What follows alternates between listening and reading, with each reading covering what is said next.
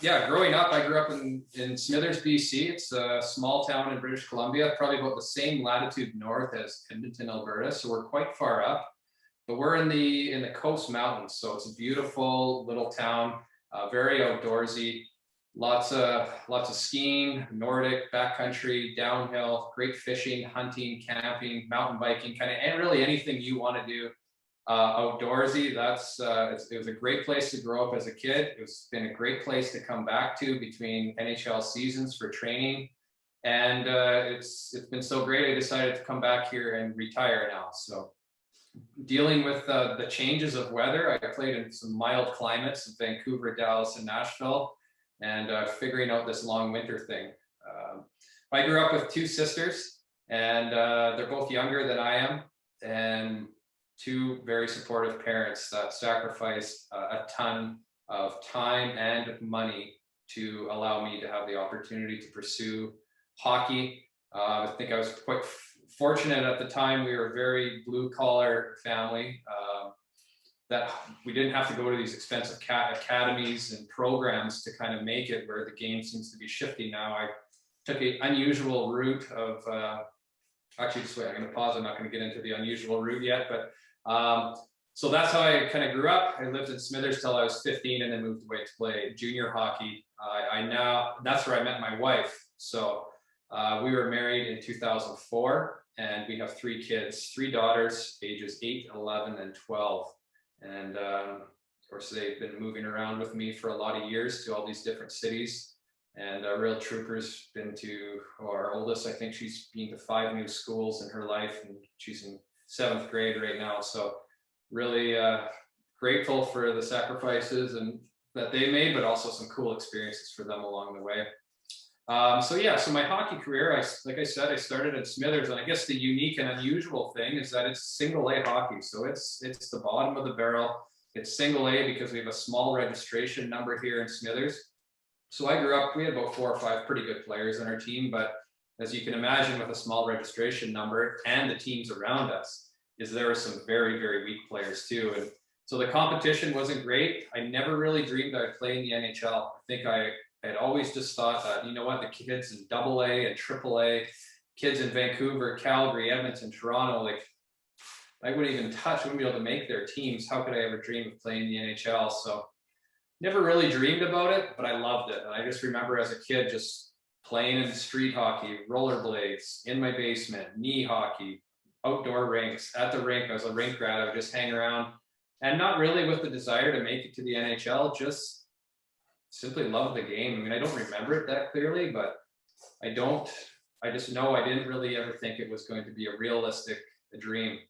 So when I was 15, I kind of was wrapping up my minor hockey career in junior teams.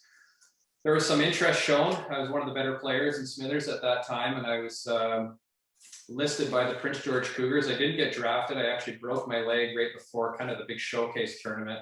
So I missed the draft, but ended up getting listed by Prince George, which was great for me because it ended up being the closest junior team to my hometown. So I got a lot of support from my parents to come watch me, especially those early years in junior, which was tough being away. I was in 11th grade, 12th grade, kind of that 16, 17, 18, 19 years, which are challenging to go through.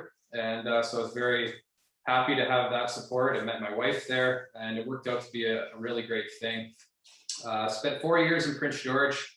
After my 3rd and 4th year there, I played World Juniors for Canada, which was a really cool experience. Putting on the jersey representing your country was something that never got old. I was able to do it 9 times in my career, 2 World Juniors, 6 World Championships in the Olympics, and I loved it every time. After my 3rd year in Prince George, I was drafted to Nashville, 12th overall, as Rob mentioned. And so then, I went back, played my 4th year, and then off to pro hockey. So trying to see what that would be like. I was hoping to make the Predators. Did not make the team that first year. I got sent to Milwaukee, and that was a tough year for me. I was dating my wife at the time in Prince George, so I left her to go to Milwaukee, moving away to a new country and a big city, no crowds. It was just living on my own for the first time. There was a lot of challenges with that year. It did not go well, and I think it was a coach that didn't wasn't great with the younger players. The older guys, I think they were quite upset that they didn't make the team, and they kind of took it out. It was just a tough year. They took it out on the younger guys. All our young guys, we really had, it wasn't our favorite year of professional hockey. And I'm going to get a little bit more into that because it was actually a huge turning point for me personally. So anyway, saying that, I was very motivated the next year to make the Predators. I didn't want to go back. I heard about this shrimp cocktail they eat on these private charters, and I was like, okay, that sounds pretty sweet, as opposed to the driving through the night on buses and eating the prepackaged pasta. I would like that upgrade. I would like to play in the NHL, and came to training camp very motivated the next year and made the team. So I was a rookie in 2003-04 with Nashville. And the following year was the 04-05 lockout. So I was still in my entry-level contract, went back to it for another year in Milwaukee, much better year, new coaches, different group of guys. We had a winning team. I was married at the time. My wife that was our first year of living together, was there. So that was, it was actually a lot of fun. Big difference from a couple of years before. So after that, I played 5 more years with the Predators. In 2010, I became a free agent and signed a 6-year contract with Vancouver Canucks. It was real special for me. It's a team that I grew up watching and liking as a kid. And one of the highlights of that time was, that first season was real special for us. We won the President's Trophy. And we went to the Stanley Cup final, Game 7 against the Bruins, and unfortunately we lost, and it was it was disappointing, but it was still, looking back now, it's certainly one of the top 3 highlights of my career. It was just that team, that run, very special. But one thing that did happen on that run was in the Stanley Cup Finals, game 1, I decided it'd be a good idea to hip check Milan Lucic, who's 260 some pounds. And when he kind of came down from a hip check, landed on me, I ended up blowing out my groin, actually tore off the bone and had a hernia. So that injury took me out of the Stanley Cup Finals, which was devastating, as it was tough to deal with. And so that was kind of one of the little side notes that I wanted to go to, because that was some real crap. Something I didn't want to have happen. Somewhere I didn't want to be was on the sidelines dealing with this injury, and I had a lot more after that too. I broke my leg before the Bantam draft, missing the chance to get drafted to the WHL. I had that injury. Thinking even back to the adversity of that first year in Milwaukee, which wasn't where I wanted to be and wasn't a great situation. I took a slap shot to the face in 2016. It's pretty ugly, broke all the bones in my face, tore a couple MCLs in my last year. So a lot of injuries I had to go through. And one thing I think that really helped me get through it was changing the wording on it, and as opposed to instead of seeing it as a difficult time, which it was, and it was a place I didn't want to be, I tried to look at it as an opportunity.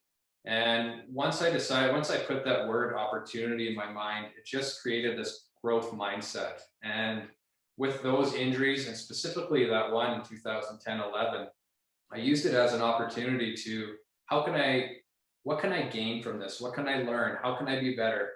And so with that injury in particular, I was put in contact with a really great physio. I learned a ton about my body. And I think I was kind of on the path of having a lot of hip and groin and back issues. And so that injury was, when I look back at it now, I really see it as a blessing in disguise, because working with that guy, he taught me how to move my body again from scratch and move it in a way without these little hip hitches and these issues and these imbalances. We straightened everything out. I learned new motor patterns to be able to walk and lift and work out, and just general life and skating and hockey, just a way safer way.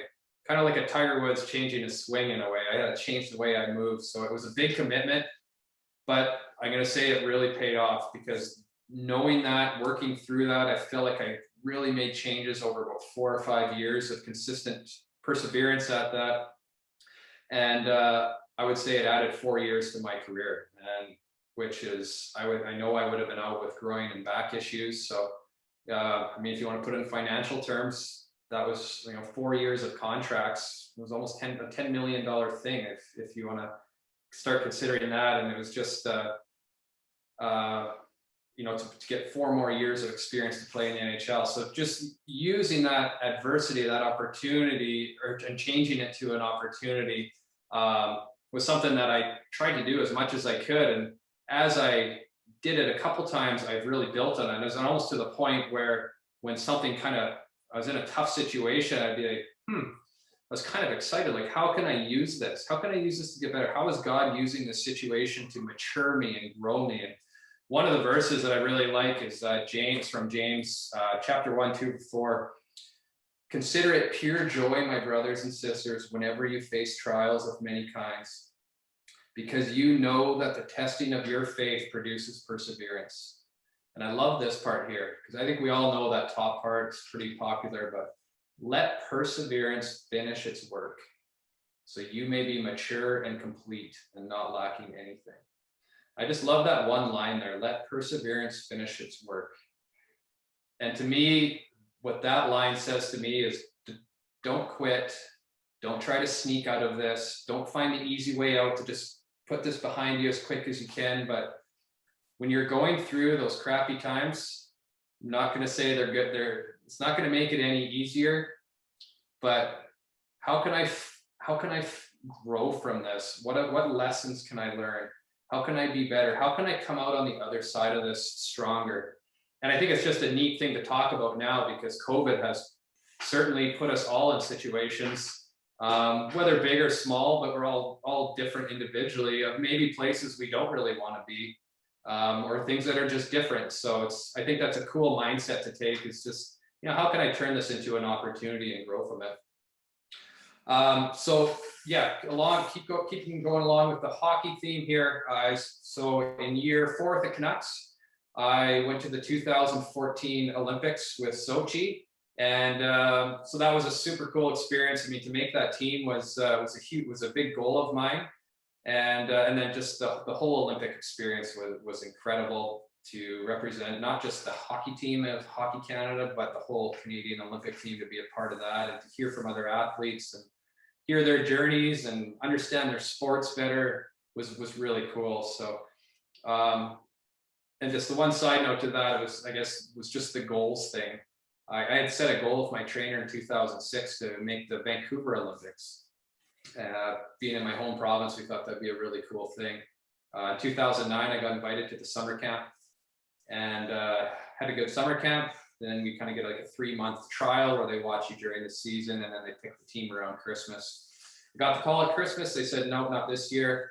So I was kind of disappointed, but decided instead of a 4 or 5 year goal, this was going to become now a 8 or 9 year goal. And I'll focus my attention on Sochi. So the one thing that I did is I was just coincidentally working with a lady who kind of specializes in that. And so she helped me form my goals. And the one thing I thought was really helpful is she said, it's important how you write it.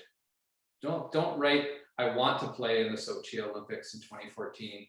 I want you to change your language and say, I will play in the Sochi Olympics in 2014. Just a simple word change. I want and changing it to I will. I will play in the Sochi Olympics in 2014, and I will win a gold medal.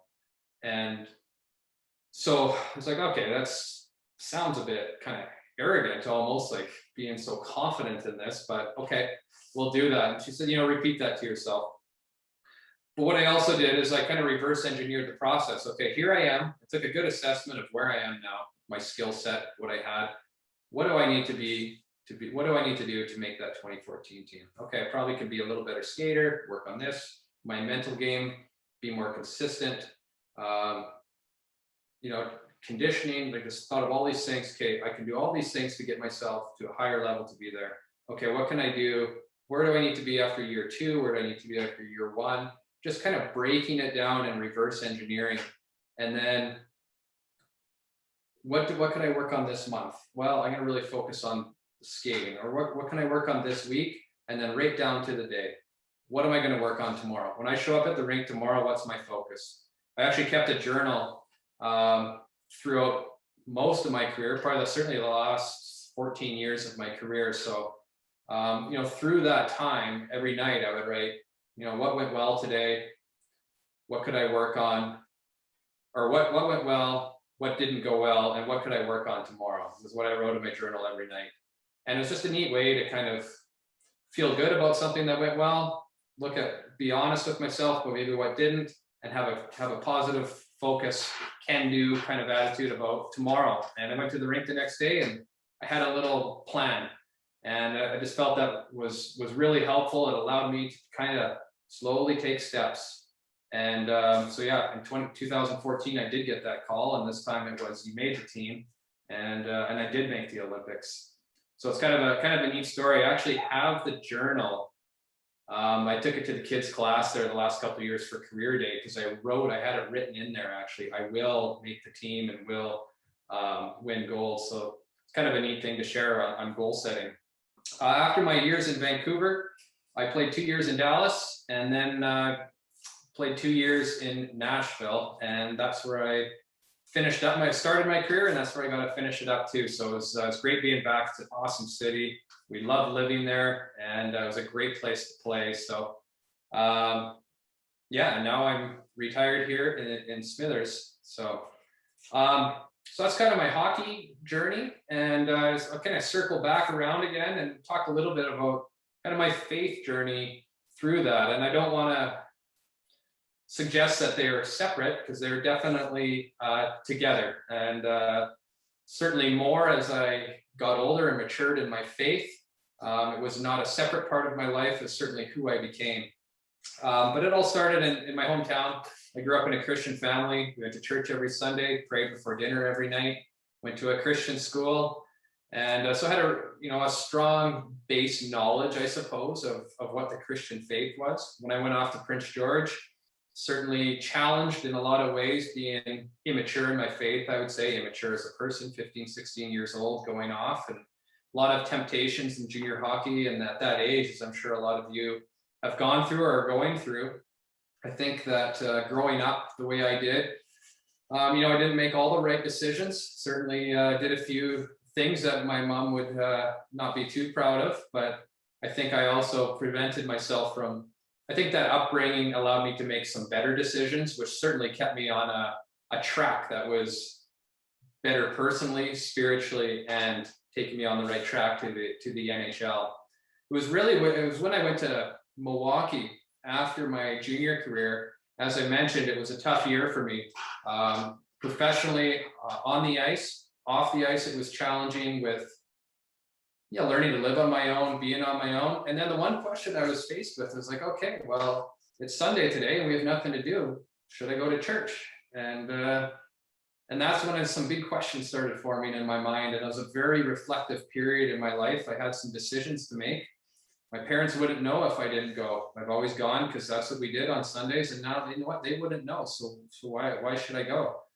And so I started thinking, like, what is this all about? What does this mean to me? Is this something that I want to pursue? And we had a chaplain there in Milwaukee named Iggy Cafaro, and he certainly challenged me in a lot of things. He challenged me with some more of those questions that forced me to look into the Bible and try to understand. I wanted to understand, okay, so is this something that I want? I've kind of done it for my parents because this is how I grew up, but is this something that I want? Is this what I want to be? And so I dove into it a little bit. I want to understand more about what this Bible, what the Bible says, and now look at it through a new lens of, is this what I want for myself, not what my parents want? And so that was really eye-opening. I looked at that Bible with a new set of eyes. I was hungry. I was reading that New Testament a lot, dipped into the Old Testament a bit, but I was really excited about that New Testament and just read it from a fresh perspective. And then I had some questions, being a Christian in the hockey world, like, what if I'm not accepted? What if I kind of get picked on? It's different. There's not a lot of us out there. And, I found out later that question was certainly answered. I've seen it in my dealings with people myself and from other Christian guys on the team that, when you stand for something, guys really respect that. And I think you're actually elevated a little bit in a lot of people's minds, just that you have a set of values and there's something that you believe in and you have the discipline and all the things that kind of come along with the Christian life, guys. Yeah, you're going to get a few rip shots here and there and a few jokes, but you know, when push comes to shove and things aren't going well, guys, you know, they're looking for answers. And I can't tell you how many times guys have came to me over the years, you know, looking for some advice or chat, knowing the background, knowing that the Bible was, and my faith was what was directing me. I think one of the other things that crossed my mind when considering all this was, well, if I become a Christian, am I going to be lovey-dovey and a soft hockey player out there? And none of us want that. But I can tell you, when I made the NHL, that playing against guys like Shane Doan and Mike Fisher, who I had the privilege of playing with as well, two of the strongest Christian guys I know in the league, they are not soft hockey players. They are actually incredibly annoying out there. Jerome again, there's another guy. My goodness, these guys, I hated playing against these guys. They're the ultimate competitors. They weren't afraid to fight. They weren't afraid to rough it up. And I'm like, okay, well, that kind of answers that question. And what I actually came to find is, as my faith matured, I found it really helped my hockey more than, and I wouldn't say it ever hindered it. I would say it helped it in so many ways. I mean, it's just starting to understand where my gifts have come from. Yes, I've worked hard and I've developed them and I've trained, but really gifts from God. And what about all these people he put in my life? What about that physio guy he put in my life in 2010, 11? What about the parents he gave me to give me all the support growing up, the junior hockey coach, all these people, and really seeing it as a gift. And I was just very grateful for that gift. And I think it gave me a sense of humility, of appreciating that every day, where I didn't get too full of myself and came to the rink every day wanting to make the most of those gifts and work hard. One of the other things I think really helped me with my faith helped my hockey is the idea of playing for an audience of one. And it's a cool phrase and very hard to do. It was something when I was able to do it sometimes. I was kind of going waves, but I found I was very influenced by the opinions of others, especially coaches, family, media, fans, friends, obviously my teammates. And it wasn't real big when I first started, but I'm sure it is now for a lot of the college students, is that social media is like instant feedback. And with all these voices going around and these opinions of others, when I would get consumed by that, and a lot of times it was in training camps because you're so worried about what people are thinking, my hockey level went down. And these things flooded my mind and it started to take over a little bit. I was so worried about what people were thinking, is that I wouldn't be focused. I wouldn't be in the moment, in that zone. I couldn't find the zone, the place you want to be with that clear mind of just focusing on the game. And it hindered me. And as I started to work on playing, for God, he's the one that's given me the abilities.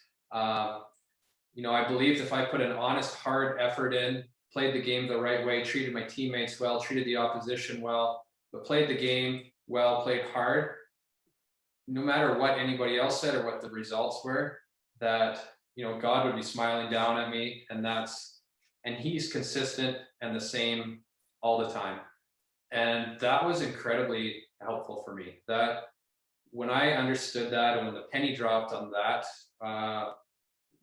thought and that belief, it was like a huge weight came off my shoulders. I was able to just play the game free and light. And man, not to say that I did that every game, I wish, because it would ebb and flow, as I said, but when I would be really dialed into that mindset and with God, man, those are some of my best games, just playing free and not worrying about the crowd and what people were thinking. It was a special place. It was a really special place to be. And I think that kind of ties into the next point I wanted to make is just, success and what is it? And what would be your definition of success? Is it the coach's opinion? Is it when the coach fluffs me up and puts me on some good clips and gives me a few pats on the back? Not gonna lie, that feels great. I love it when that happens. I love the positive video clips, but if I'm going to be basing my contentment and satisfaction and how I feel about myself based on the coach and what and his opinion of me, well, that's going to be a tough up and down emotional roller coaster of a hockey career, or even the media or teammates or parents or all these people. I can't control those people. You know, if the coach has a bad day, he didn't have a good sleep last night, he comes to the rink a little bit grumpy. Well, if everything I do hinges on his opinion of me, it's going to be a crappy day for me no matter what I do. And I didn't want that. And so just to have that consistency of God as the one I played for, and yes, trust me, I listened to my coach, and I would get in trouble and I would want to learn from him, but I didn't put my whole contentment and life satisfaction into his opinion. So what my focus was, I started thinking, as I matured in my faith, I started thinking more and more, like, well, what is success? Is it, you know, is it winning, winning Stanley Cups? Well, yeah, sure. That would be a certain measure of success. Would it be winning the Norris Trophy? Yeah, that'd be fantastic. 60 points, sure. Scoring a hat trick tonight, yeah, that would all be success. But those are just results of the process. And so you can't always control what the results were. Things happen, the other team shows up great, our team's flat, you're not going to win. That happened in 2011, we lost the Stanley Cup to Boston. Things happen, refs missed a few calls, and so you can't always control the results, but what I can control is the process. I can control what I do. And so my definition of success became, when I go home at night or when I leave the rink and I look in that mirror, I can be I know I'm the only one that knows. I can trick a coach. I can tell my wife, you should see me in practice today, I was dialed. You can kind of leave the stick a little harder for the coach just to show how hard you're skating, but you know when you look in that mirror at the end of the night, if you gave everything you had, and yeah, you might not be as good as the guy next to you, and maybe you weren't as good as you were yesterday, but you had some issues, but was I the best I could be today with what I was working with today in this environment, with how I'm feeling, that I leave everything out there, that I play as hard as I could? And if the answer is yes, well, great, that was a successful day. And if not, maybe it's time to kind of reflect in that journal again and figure out what I can do better. And so that was another thing that was really freeing for me. It took a lot of weight off my shoulders again, to kind of defining what success was. As I started to, I had an 18-year professional career, so I was fortunate. The game just kind of molds you, and it's matured me in a lot of ways. Hockey just brings the best out of you, and it's so challenging emotionally, spiritually, physically. I'm always kind of thinking big picture, small picture. How am I doing here? How am I working out? And I think I really started to lose the separation of, oh, I'm a hockey player with faith, I'm a hockey player with a family, I'm a family guy and instead of all these parts, my life I started to see it as, I was like, my faith was my center, and a lot like a bike wheel where my faith was like the hub. And then I had these spokes that would come out of it. Family spoke, hockey spoke. I was into mountain biking in the summer spoke, my friends spoke, and all these things, but they all came from the center of faith. And I wasn't a hockey player. I didn't call myself a hockey player that had an interest in faith, a hockey player that had a family, a hockey player that likes mountain biking. I was a guy of faith that had a high interest in hockey. I was a man of faith with a family. And everything I did through hockey, family, my immediate family, my parents, my other interests, it all came from that. And how I operated all came from that. And that was, really how I started to see my purpose. And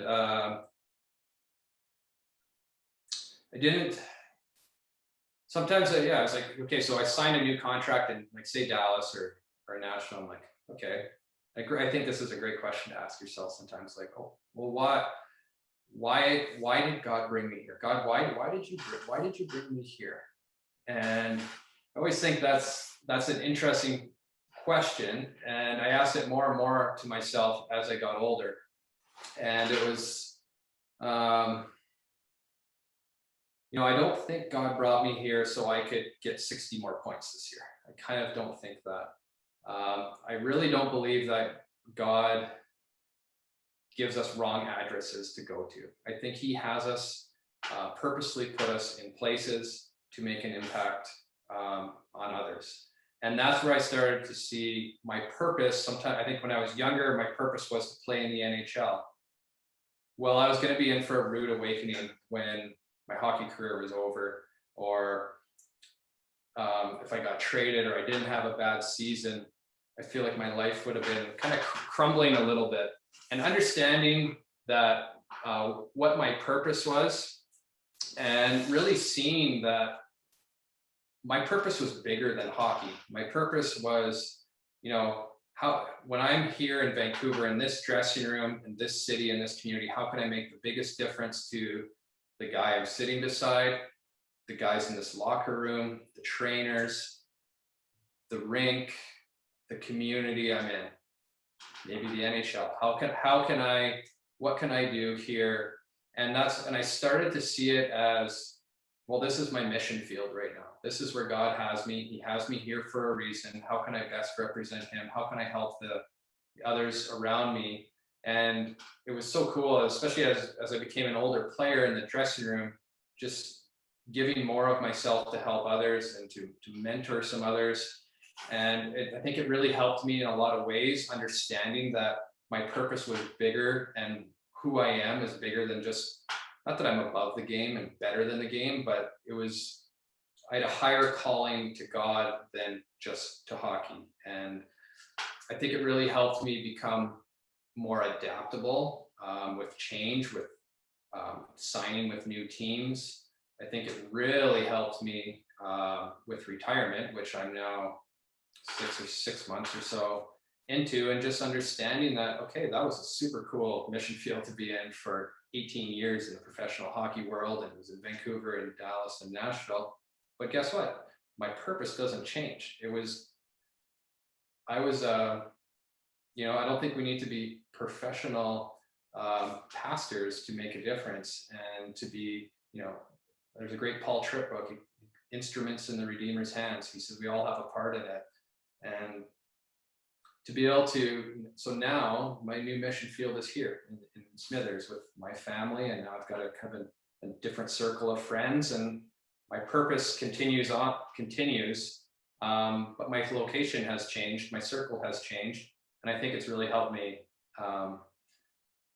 make that transition to retirement. So certainly would encourage everyone to kind of think about that. It's really been helpful to me. The last thing I'll just kind of touch on is how to do these things. I am no expert, and I'm not speaking from a pedestal, I'll tell you that, because a lot of struggles still day to day with a lot of things. And it's certainly not easy, especially as a younger player, a college player. There's a lot of temptations and lots of things going on. I think chapels are an incredible thing to help encourage you for accountability, finding a mentor in your life, just having that positive friends around. And there's a great verse in Proverbs 27:17. As iron sharpens iron, so one person sharpens another. And it's just so great to have, chaplains that are willing to chat with you, and friends. I think that's really important. The other thing I would encourage too is to think about is just what are we feeding ourselves, and what are we feeding our brains? I read a really cool book by Dr. Caroline Leaf, and she talks like Switch on Your Brain. It's just talking about how malleable our brains still are, even as we get older, but it's malleable by what we feed it, by what's coming in through our eyes and our ears creates these new pathways. And I just thought it was really interesting how our brain is always adapting and changing, and what we feed it is going to make those changes. So, things like TV, what we're streaming on all the streaming channels, and there's so many of them now. Social media, what are we following? Who are we following? What are we doing on there? And I mean, those are probably those three I kind of thought of like they're kind of like in a category of almost like, okay, those are things kind of what got to watch out for. But then what are the things that we can add? Those are probably things you got to be careful of. But then there's like the books. What kind of books are we reading? What kind of podcasts are we listening to? Are they inspiring? Are they positive? Or, what are those talking about? What kind of people are we hanging around with? Are we hanging out with, people that are pursuing excellence, that are good Christian people, that have good values? Because you quickly become very similar to the people you hang out with. And so, yeah, those are just all things that I was thinking of that, are so influential. I talk to my kids about that a lot these days, about all the things that are coming in and forming their brains, and to be accountable and aware to that sort of thing. And, I think the one last thing that I'd say that I really enjoy doing is just spending quiet time. I read a book from was it Timothy Ferriss? He's done a ton of podcasts with a lot of very successful people, not all Christians, but and one of the common themes is that they all started the day with quiet time. And I thought that was really cool. Non-Christians and Christians, they just, whether it's meditating, breathing, thinking about the day.